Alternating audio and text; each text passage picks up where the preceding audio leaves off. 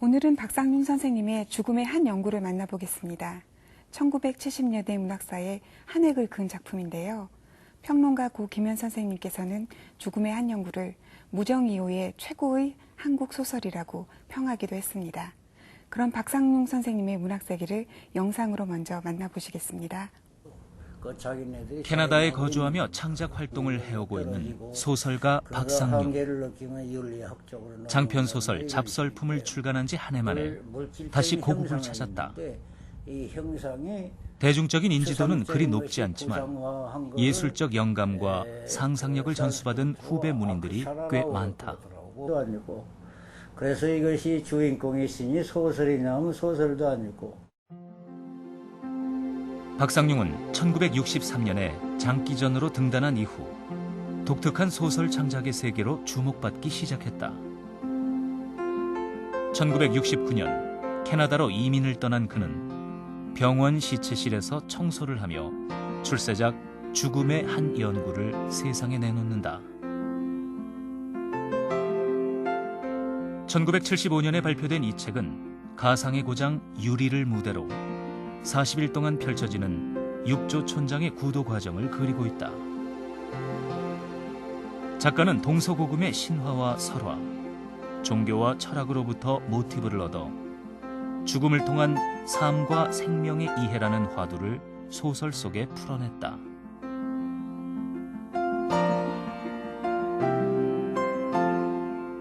생과 사의 관계를 탐구했던 죽음의 한 연구를 시작으로 그 속편격인 7조 어로는 고행의 문제를 다루고 있으며 연작의 완결편인 잡설품은 해탈을 주제로 한 작품이라고 할 수 있다. 이처럼 심오하고도 방대한 사유체계, 말과 글로써 우주에 닿으려는 글쓰기, 그리고 독보적인 문체로 소설가 박상용은 한국 문학의 지평을 한 차원 끌어올렸다고 평가받고 있다.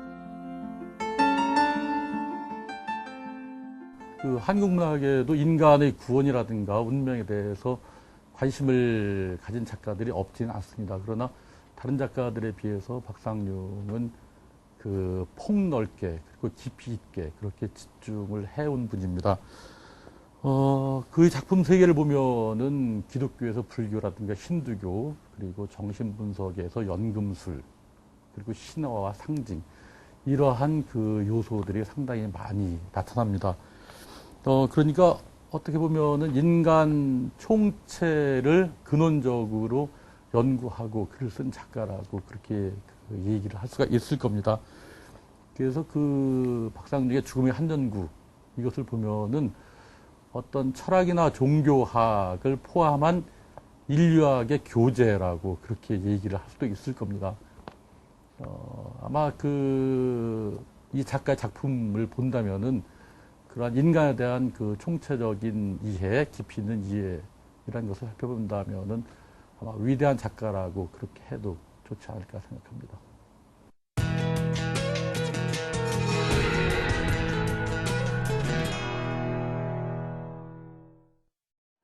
선생님 안녕하세요. 이렇게 어려운 발걸음 해주셔서 감사합니다. 제가 감사해야지요. 캐나다에서 서울에 오신 것이 1년 만이시라고 들었는데요.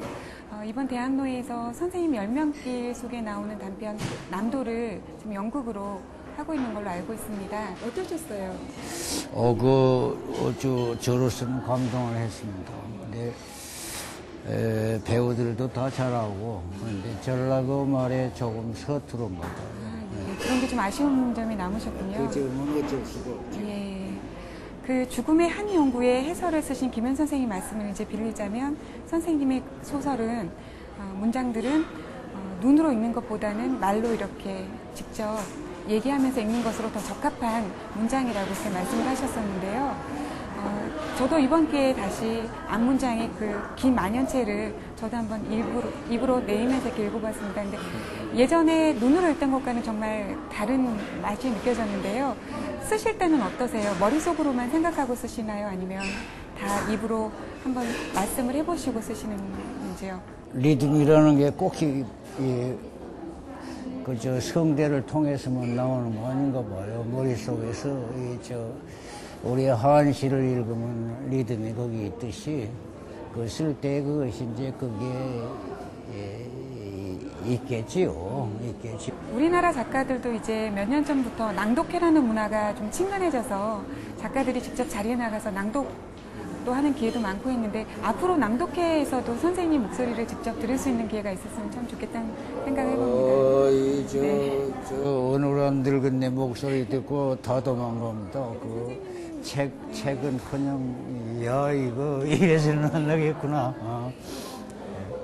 1969년에 캐나다로 건너가신 걸로 알고 있는데 그 즈음에서 손창섭 선생님도 일본으로 가시고 그래서 아마 김현 선생님께서 작가들이 한국을 떠나는 것에 대해서 아쉬움을 이렇게 토로하신 적이 있는데요.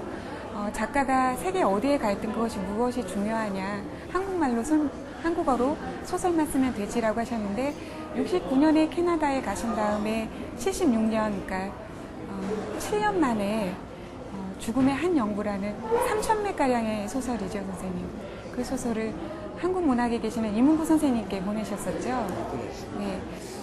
근데 그 소설이 사실은 1967년도인가 정확히는 모르지만 초고가 쓰여져 있어가지고 김현도 읽어봤는데 네가 늘 하던 식으로 몇 번 고치면 좋은 책이 되겠다. 그래서 또 사상계가 그때 경제난에 허덕일 때라서 연재 한번 해보세요 했더니 사장이 부한혁 선생이었습니다. 대개 읽어보고 이건 잡지에 연재할 것이 못 된다. 그래가지고 이제 그걸 싸가지고 카나다에 가져가서 다시 쓰는 과정 동안에 서정의 밀교도 알게 됐고 또 유흥도 알게 됐고 그래서 이제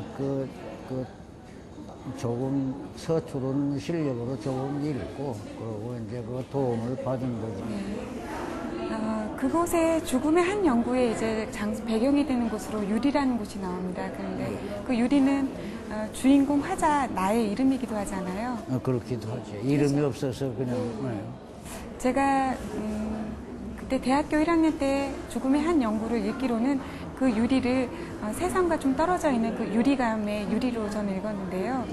그 유리란 장소가 탄생하기까지 혹시 캐나다에 외따로 떨어져 계셨던 어떤 이민감이라고 말씀하셨던 그 고독감이 큰 작용을 했었을까요? 하 선생님도 아시잖아요. 작가의 경험이나 이런 체험들은 어떤 식으로든 자기가 쓰는 글 속에 반영이 되도록 되어 있는 거 아니겠어요? 근데 이제 그 작가가 화려한 곳에서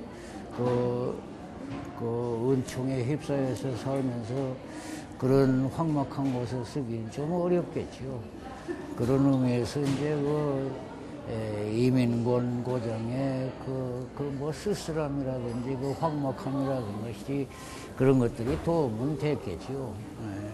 그러나 반드시 그렇지는 않고 아시잖아요.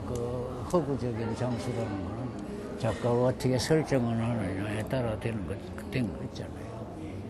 그 죽음의 한 연구가 이제 90년도에 제가 첫 이제 책을 읽었을 때 이렇게 멋진 제목도 다 있나 이렇게 생각을 하면서 책을 읽었습니다만 원래 제목은 죽음의 한 연구가 아니었었죠. 다른 제목이었었죠. 다른 책의 그 주에서 쓰여진 그 발표에 나타냈는데 요나스라고 생각을 했었습니다. 그 요나는 바다하고 관계되지만 이 주인공은 사막하고 관계해서 이제 사막을 탈출한다, 해탈을 한다라는 의미에서 요나스라고 그랬었는데,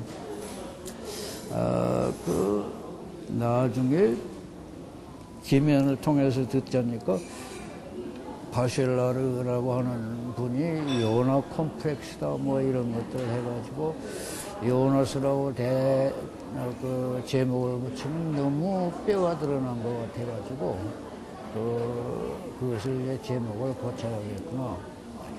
그래가지고 이제 붙인 제목이 죽음의 한 연구입니다.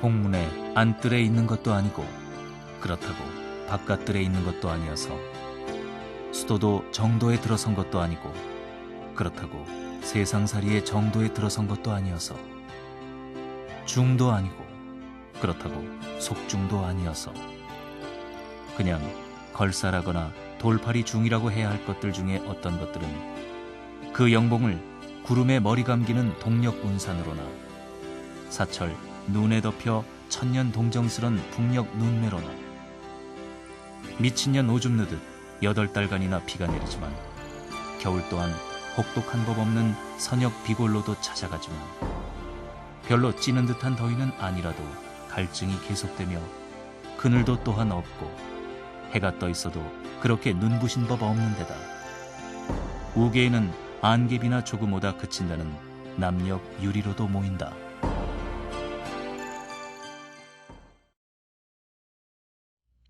(400자에) 달하는 긴 문장으로 시작되는 죽음의 한 연구는 생각이 끝없이 이어지는 글투로 인해 암호투성이처럼 느껴진다.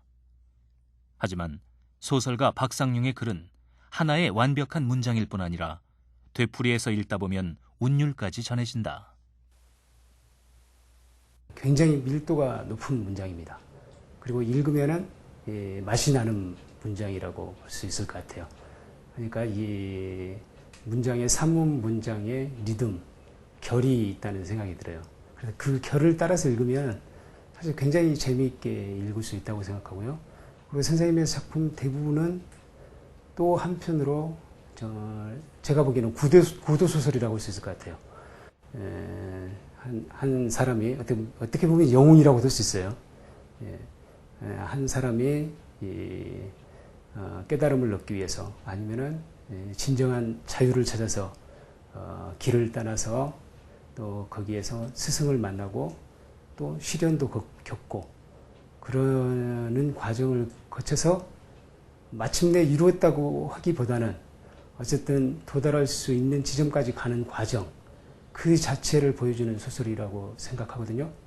그런 점에서 거기에 우리가 세상을 살아가면서 마주칠 수 있는 많은 일상과 생각과 난관과 모험 그런 것들이 총체적으로 들어가 있거든요. 그래서 그런 점을 생각하고 읽는다면 굉장히 재미있게 읽을 수 있는 작품이라고 생각합니다.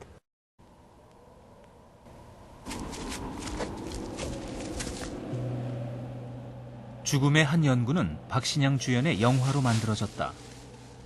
주인공은 뱃사공과 창녀의 사이에서 태어나 33살의 나이에 스승의 밑을 떠나 유리로 수도하러 온다. 이름이나 거처는 알려져 있지 않고 그저 유리라고 대답한다.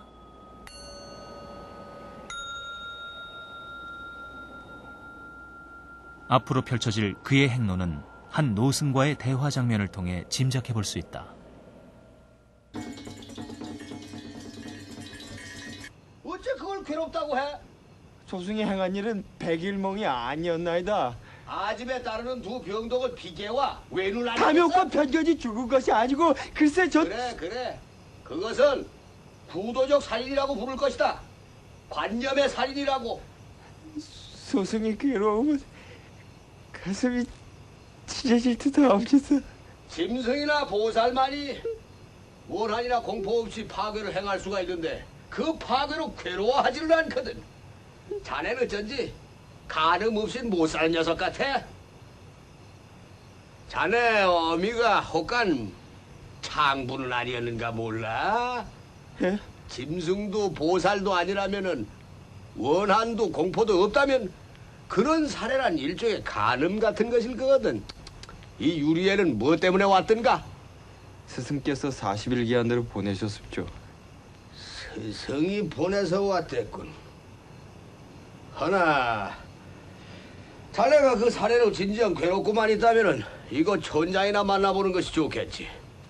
자, 그야 뭐 뻔하지. 촌장 늑다리 아마 자네들아 저 물도 없는 마른 늪에서 펄펄 뛰는 물고기나 낚아내라고 헐터이겠지. 마른 늪에서 물고기를 말씀이. 왜? 못 낚을 것 같은가? 하고 뭐 못 낚을 일이야 시키려고? 달이 썩 좋아. 스승과 존자라는 산에 외눈중을 죽인 유리는 마른 늪에서 물고기를 잡으려고 애쓴다. 촌장이 되기 위해 고된 수행을 거듭하지만 결국 유리의 판관인 촛불승에 의해 살인죄로 처형당한다. 유리가 스승의 밑을 떠나 죽음을 완성하기까지 40일이 걸린다. 구덩이를 하나 파고서 살과 뼈를 묻어주는 일은 하지 않았다. 살이며 내장을 쪼아댈 날짐승과 벌레들의 환생이 보다 나아지기를 바란 것이다. 아마도 그것이 그 늙은이가 내게 살법했던 몸보시의 의미일 것이다.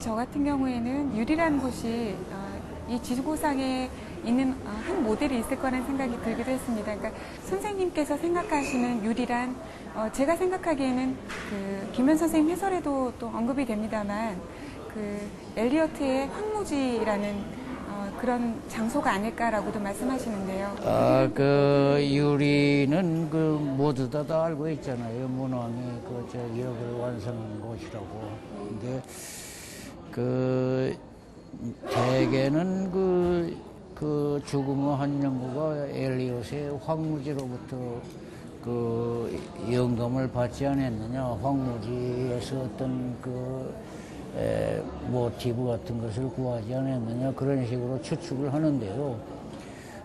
그러기 전에 제시 제임스가 쓴 From Romance to Ritual인가, 제식에서 로맨스에서 제식으로 거기에 그 황무지가 나오지요. 그것이 이제 중국의 문왕이 가서 그 역을 완성한 곳하고 이 뭔가가 연결 닿는 게 있어서 그런 건데, 그 사실에 있어서 엘리엇의 황무지도 도움이 안 되는 건 아니지만은 엘리엇의 황무지는 희망이 없잖아요. 그거는 그 당시에 세계적인 정황이 그랬으니까. 그러나 이 유리는 희망의 고장이라고 봐야겠죠. 그래서 황무지하고 연결을 짓는 부분은 부인할 수도 없으면서도 반드시 동의할 수도 없는 부분입니다. 그래서 유리가 젖과 꿀이 흐르는 땅으로 나중에 그 이유라고 생각을 해도 되는 걸까요? 예, 그 유리라는 곳이 그 젖과 꿀이 흐르는 성경에서 굳이 지목되지 않는 그런 땅이라고 하더라도 예, 그런 풍요로운 땅으로 나중에 저희가 생각을 하고 읽으면 되겠군요. 시간에 있어서 오두의 문제가 이제 이 책 속의 하나의 주제잖아요. 과거, 현재, 미래에다가 가장 작은 시간, 가장 큰 시간 해가지고 그런데 장소도 제 생각에는 우리가 있는 이 현재의 장소, 과거의 역사적인 장소, 미래의 장소, 그 다음에 그 시간에 있어서 극소의 시간에 속하는 소중이라고 하는 것이 있는데, 소중, 그 다음에 그 극대의 시간을 장소화로서 우주라는 게 있고, 그래서 그 장소가 말하자면 꽤 추상적인 것인데, 유리는 그냥 받아들이면 되는 것으로 알고 있습니다. 소설 속의 유리란 장소와 또 영화 속의 주인공 유리의 어떤 젊은 그 스님 중에 관한 이미지가 서로 겹쳐져 있습니다. 근데 그 유리가 스승을 떠나서 달포 만에 이제 도착한 곳이 장소 유리잖아요. 그리고 그 떠날 때 나이가 33살이고 또 유리에서 40일 동안 방황하다 이제 죽음을 맞이하게 됩니다. 그런 모든 것들이 얼핏 예수의 행적과도 같이 떠오르게 되는데요. 글을 쓰실 때 그런 모든 것들을 염두에 두고 쓰셨는지요? 여러 인물이 이제 그 복합적으로 드러나서 그 무명의 중, 나중에 이름이 없자 장소를 자기 이름으로 말하는 그 무명의 중이 말하는 그 중으로 그것이 나타나는데, 그것이 그대로 빌려쓰기로 한다면 그걸 써야 할 필요가 없잖아요. 해능에 관해서 써야 한다면 해능전은 이미 있는 것이고, 예수전도 이미 있는 것이고, 임재전도 이미 있는 것이고, 그런 것을 어떻게 문학적으로 변형을 시키느냐, 어떻게 복합화하느냐, 여기에 이제 문학하는 사람들에게 문제가 있는 거 아니에요. 근데 이제 제가 이 죽음의 한 연구에서 그 소설은 그렇잖아요. 그 얘기를 중심으로 해가지고 내가 어떤 소설을 써봐야겠다, 또는 어떤 주제의식에 의해서 내가 어떤 소설을 써봐야겠다. 그런데 이 경우는 주제의식에 의해서 이제 쓰여진 경우인데, 제가 여기서 주제라고 설정한 것이 세 가지가 있는데, 하나는 이제 시간의 문제고, 이제 그것이 아까 말씀드린 바대로 시간에 있어서 오두의 문제고, 그런데 그 시간의 오두의 문제라는 그것을 그 접붙이기에 좋은 신호가 기독교의 계시록에 있더군요. 그래서 실제적인 역사 속에서 그것을 찾아낸다면 얼마든지 찾아낼 수 있겠지만은, 그럴 경우에는 지역성을 면치 못함으로 해가지고 이제 그 계시록에서 그것을 빌린 건데, 그래서 박모는 기독교적인 생각을 갖고 있다고 하는데 사실입니다요. 이 시간에 있어서의 오두의 문제는 장소에 있어서도 오두의 문제하고도 우리가 환치할 수 있지만은, 그 현실이라고 하는 것에 대해서도 우리가 5개의 머리를, 현실도 5개의 머리를 가지고 있다. 과거의 현실, 미래의 현실, 현실의 현실, 그 다음에 개인적인 현실, 우주적인 현실, 또는 구성적인 현실, 추상적인 현실 등으로 이래 현실도 종합하면 5개의 머리를 가지고 있는 건데, 일반적으로는 현실 하면은 역사적 현실과 이 당대의 현재의 현실만을 현실로 생각을 하지요. 조금 범위를 넓혀서 생각한다면은 꼭히 구상적인 이 역사적이거나 현실적인 현실 말고 다른 추상적인 현실도 또한 우리의 현실이라는 것이죠. 그래서 거기에서 나온 거고, 그 하나 주제는 이제 시간의 문제가 주제가 됐고, 거기에 역사의 문제가 이제 두 번째 주제로서 이제 그 제가 저 나름으로는 그 중시한 건데요. 그 해결의 변증법인 거예요. 거기에는 반드시 절대적 정신이 역사에 개입해 있는 듯이 얘기가 되는데, 우리 역사 속에서 절대적 정신이 개입되어 있는 것이 실증이 되지를 않았어요. 신이 있고서야 1차 대전, 2차 대전, 우리 한국전쟁 같은 이런 끔찍한 전쟁이 일어날 수가 없는데, 여기서는 태제, 안티태제, 신태제 그러던가요. 정반합 뭐 그런 거 있죠. 그런데 역사는 반드시 그런 식으로 변전을 하는 것 같지는 않고, 그리고 역사 속에 반드시 그 절대적 정신이 있는 것 같지 않고, 그 대신에 역사도 우리 개인들에게 있어서 갈마 모양으로, 카르마라고 그러죠. 갈마 모양으로 역사에도 그런 것이 형성이 되어 오는데, 그것을 전 유전된 음기라고 그 당시에 그랬었습니다. 그 유전된 음기의 발현에 의해서 역사가 변전을 하는데, 그래서 잘 발전이 순조롭게 될 때, 순조적으로 전이할 때에는 연금술에서 빌려온 그 흙, 백, 적 하는 거, 흙은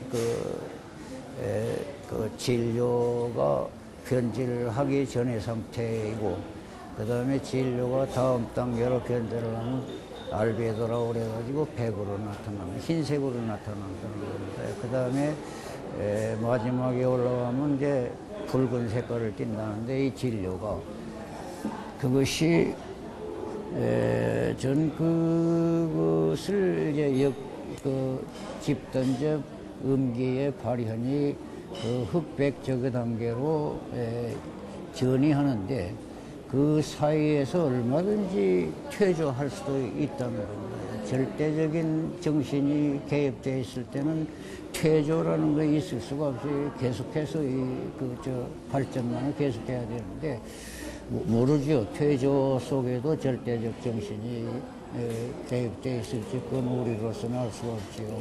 그분으로부터 편지 받아본 적도 없고 그러니까는. 근데 그래서 그것이 이제 제가 역사에 관해서 여기에서 제가 얘기하려고 하는 건데, 그 집단적인 삶, 우리 역사 주체자가 되는 이 집단적인 삶, 이 군중은 집단적인 자아라는 게 없습니다요. 때로 이념이라는 것이, 이데올로기라고 하는 것이 그 자아의 역할을 하지만, 그것은 집단적 자아가 될 수가 있는 것이 아니죠. 그거 말고는 이 집단에게는 자아라는 게 없어서, 어느 단계에 올라가면은 개인은 그 상태에서 해탈을 하거나 또는 더 발전해서 자기 구원을 성취를 하거나 이런 식으로 나오는데, 집단은 늘 몰락을 해야 되는 겁니다. 그래서 어느 단계에서는 또 몰락을 하고, 거기서 다시 시작을 해가지고 이제 알베도, 루베도 이런 식으로 올라가는데, 그 얘기를 그 두째 번 그 주제로서 제가 생각을 했던 거고요. 셋째 번은 이제 삶과 죽음, 또 영혼의 문제, 이런 것이 이제 여기서 다루려고 했던 그거였었습니다. 그 선생님의 말씀을 들으니까 소설이 더 어려워지는 그런 느낌이 듭니다, 선생님. 또 전 그 당시에 상당히 야심 많은 젊은 소설가였습니다. 그래서 이게 뭐 그런 거 있죠. 젊은 야심 많은. 죽음의 한 연구는 박상용의 초기작 남도 시리즈와 주제가 맞닿아 있다.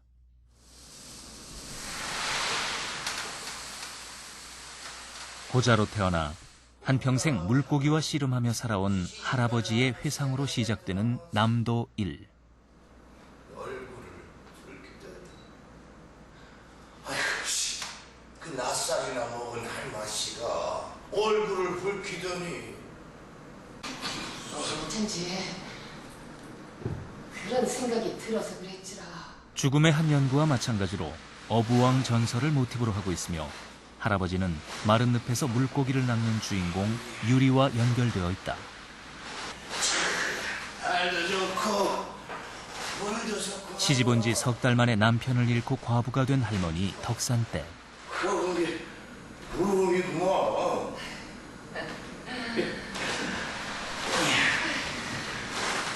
이름이 붙었는지 보름달이 환하던 어느 날 밤. 울 때도 끝이 가들 안 해. 그래도 마음은 참 편해요. 그래요. 산에라도 할머니는 자기가 죽거든 큰 돌에 매달아 바다에 던져달라고 부탁하는데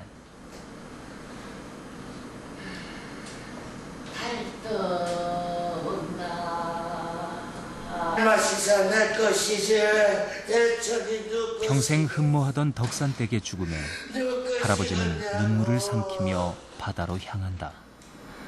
행인아, 오늘은 무엇일까? 내일은 무엇일까? 두 노년의 사랑과 이별, 삶과 죽음에 관한 이야기를 다룬 남도 일은 전통적인 망부석의 모티브를 토대로 한국 여인의 정한을 죽음과 재생이란 주제로 확장시키고 있다. 특히 할머니의 죽음은 또 다른 생에서의 만남을 갈구한다는 데서 절정을 이룬다. 참말이지 잘 가시오. 그러고 질게 살아보시오. 그 주제라든가 이런 것들은 어렵다고 할 수도 있고 의외로 편하게 생각하면은 그 삶과 죽음에 대한 어떤 문제를 많이 다루고 있는데 그러니까 누구나가 그런 부분들은 다른 방식으로든 생각하고 있는 부분이라고 생각을 하거든요. 살아가면서 어떤 차원이든지 간에 그 이제 작가의 그런 삶과 죽음을 갖다가 생각하는 방식들, 서술하는 방식들 그리고 주제를 전달하는 방식들에 있어서 그 독특성은 있겠지만은 기본적인 것들은 거기에 있기 때문에 지적 호기심이 오히려 더 왕성해지고 충만해질 수 있는 그런 작가이고 그런 그 작품들이라고 생각을 해요. 예.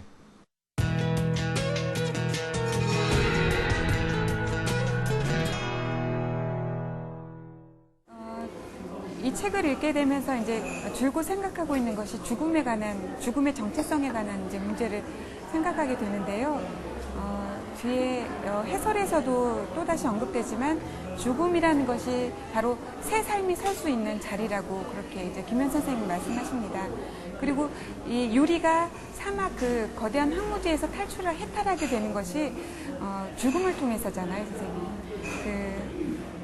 여기서 또 책에서 가장 큰 주제라고 할 수 있다면 마른 늪에서의 고기 낚시라고 할 수 있겠는데요. 그건 중국 전설인지 신화에서 빌려온 거죠. 네. 그 전설을 모르는 사람들이 좀 많긴 할 텐데요. 그 전설과 또 어떤 연관이 있는지요?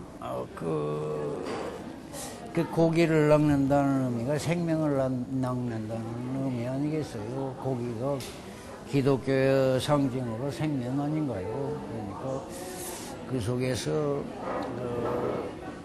그 유리가 처해 있는 장소는 생중사 또는 사중생 이런 자리인데 거기서 고기를 낚아내라는 건 육조의 의지가 아니고 오조천장의 고기를 낚아내라는데 이제 그것이 첫째는 기독교적인 의미에 있어서는 생명의 의미이기도 하겠지만은 불교적인 의미에 있어서는 무슨 구태여 이름을 붙일 필요는 없지만 만약에 이름을 붙여야 된다면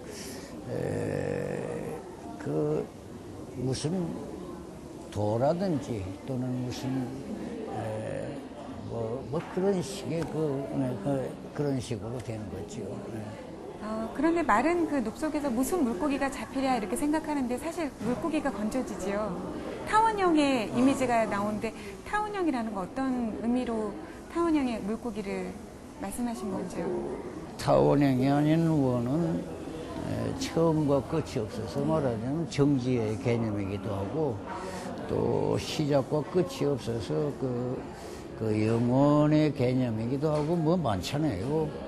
근데 이제 그것이 생명의 상징이 되려면은 시작과 끝이 있어야 되고, 안과 밖이 있어야 되고, 또 그걸 시지지라고 그러는 거예요. 그 남자 여자 한 쌍 암수가 있어야 되고, 이런 것들이 합쳐가지고 이제 그 연결을 갖는 타원형이 되는 건데, 그래서 그 이 속에서는 허원이라고 하는 게 둥그런 원을 허원이라고 하고, 이 연결을 갖는 타원형을 이제 생명의 그거라고 하는데, 여기 물고기가 여기 있군요. 그것이 이제 거기서 낚아내려고 하는 물고기인데, 사실에 있어서 육조가 물고기를 낚아낸 거죠.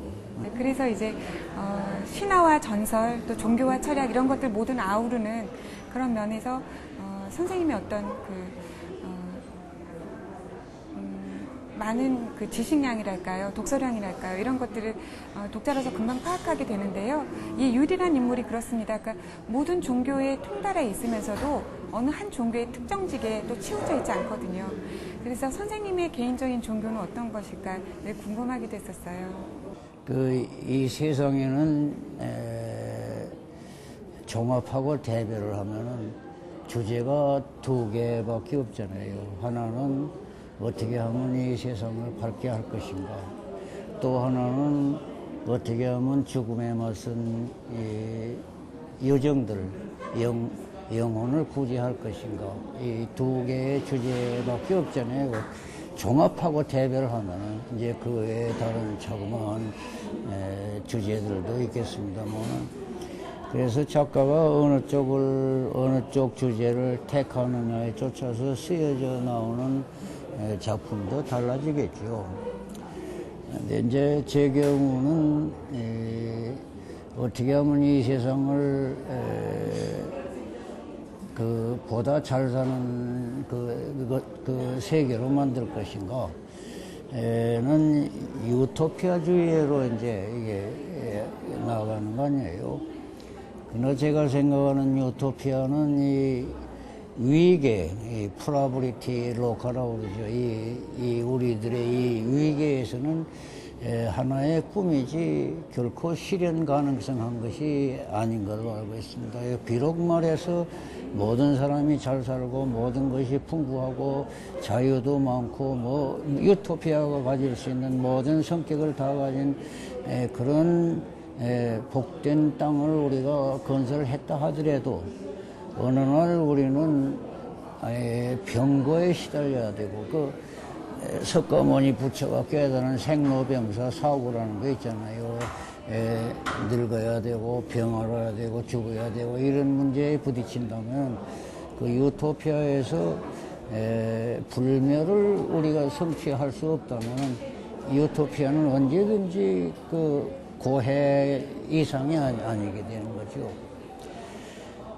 그런데도 이제 유토피아주의가 땅 위에 나타나면 그때마다 땅에 많은 혼란이 오는데 분멸, 분쟁 뭐 이런 것이 오는데 왜냐하면 유토피아를 이루려고 하는 사람들에 대해서 기성적 개존의 질서나 그 정의나 이런 거는 전부 다 보수적이고 수구적이고 그러므로 진보를 위해서는 개혁을 해야 되고 혁명을 통해서 이 모두를 처부실해야 된다. 그럼으로써 우리가 유토피아를 구현할 수 있다. 이런 식의 이제 유토피아론이 그런 식으로 발전을 해온 것이 대부분이죠. 그래서 저는 그 유토피아주의자들이 나타나는 것을 바라지도 않고 그리고 저는 유토피아를 꿈꾸지도 않습니다. 그래서 자연적으로 저는 어디로 넘어가는 거냐면 어떻게 하면 죽음에 맞선 인간의 영혼을 구제할 것인가라는 주제 쪽으로 이제 기우는 것이죠.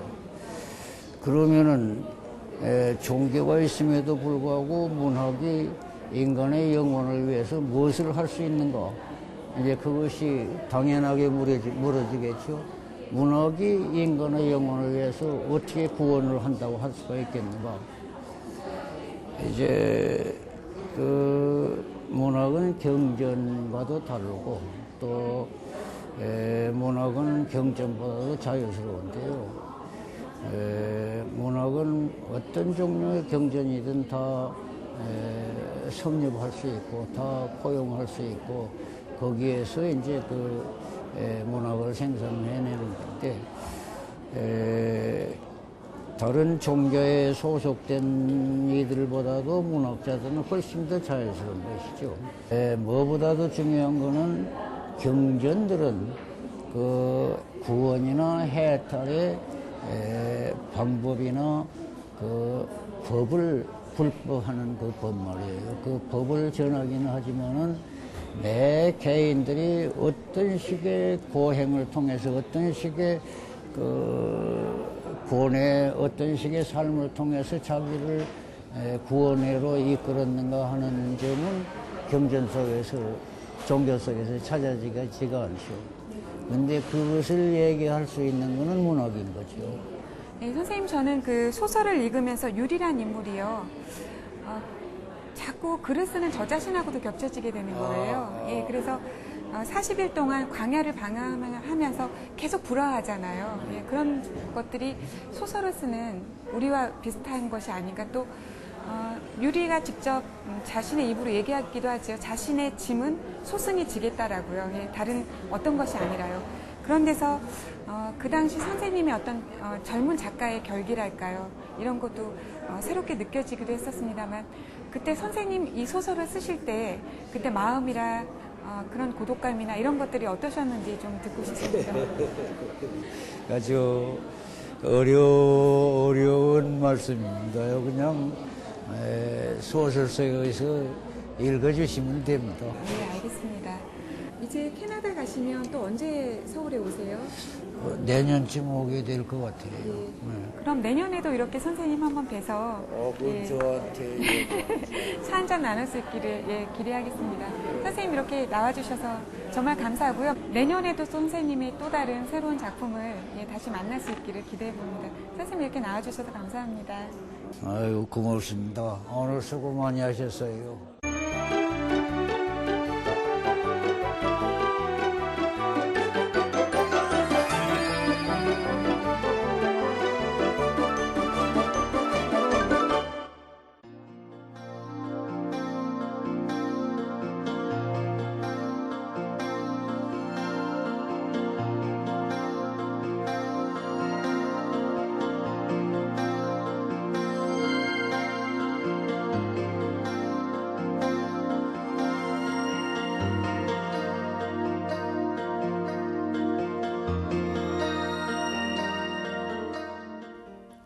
이상하게도 주변에서 박상윤 선생님의 죽음의 한 연구를 다 읽었다는 분들을 찾기 어려운데요. 좀 더 쉽게 읽을 수 있는 방법을 소개해 보자면요. 일단 저처럼 시간을 두고 좀 묵혔다 읽는 겁니다. 다음엔 입의 말로 소리내어 읽어보는 것인데요. 한 편의 시를 읽는 아름다움을 느끼실 수 있을 겁니다. 세 번째로는 가장 긴 구절이 어느 구절인가 찾으면서 읽어보는 것입니다. 그러면 여러분께서 박상용 선생님의 죽음의 한 연구를 다시 도전해 보시기를 바라겠고요. 저희는 다음 이 시간 다시 찾아뵙겠습니다. 감사합니다.